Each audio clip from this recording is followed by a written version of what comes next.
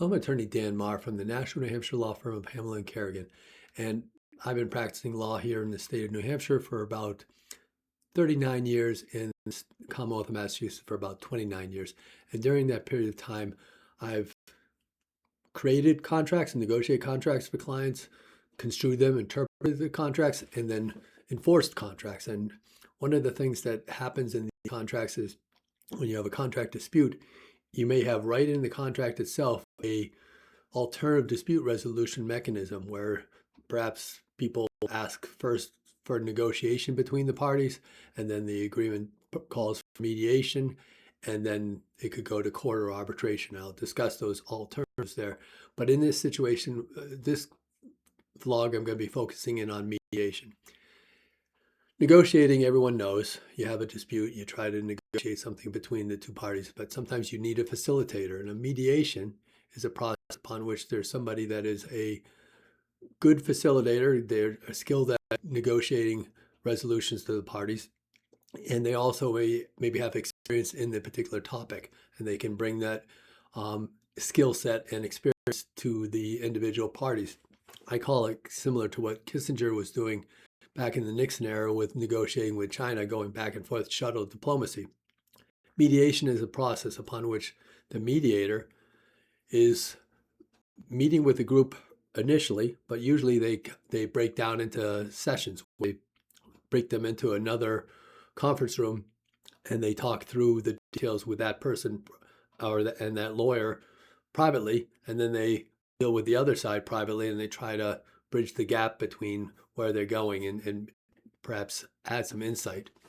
By way of example, a mediator may have experience. They might be a retired judge, and they're able to bring some experience and ask the right questions outside of the other side hearing it to you, so you can think about some of the strengths and the weaknesses of your cases, so you can make some informed decisions.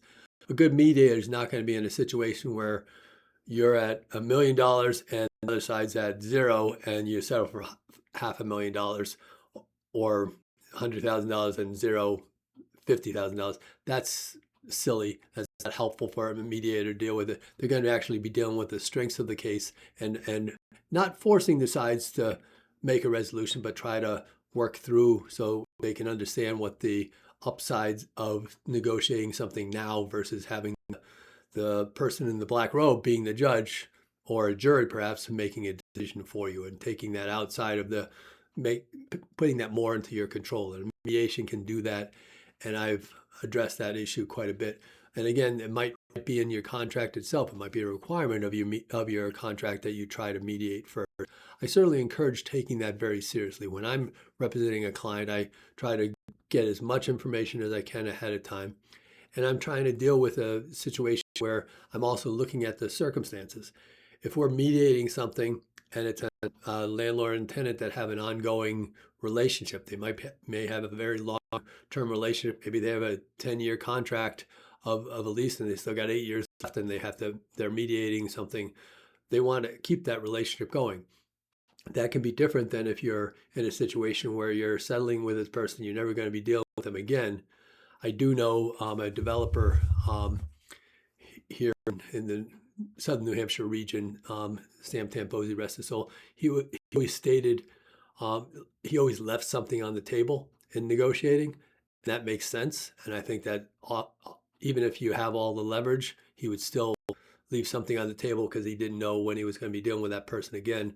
But there's upside to having a deal that both sides think makes some sense to them. Maybe one side has so much leverage on the other that they don't really need to do any of that, but sometimes that makes some sense. Doesn't mean you're soft. It means you're making a good business decision because you might be dealing with that person again in the future. But you assess those issues. And one of the things you want to deal with in the mediation is you don't want to just go in and say, I'm here to listen. No, you want to really engage in this process, and particularly with your private sessions with the mediator, and have discussions and say things to the mediator that you want to go to the other side, or some things you might in confidence say to the mediator you don't want to go to the other side. So you can talk through those types of things, and it helps you facilitate what's going on.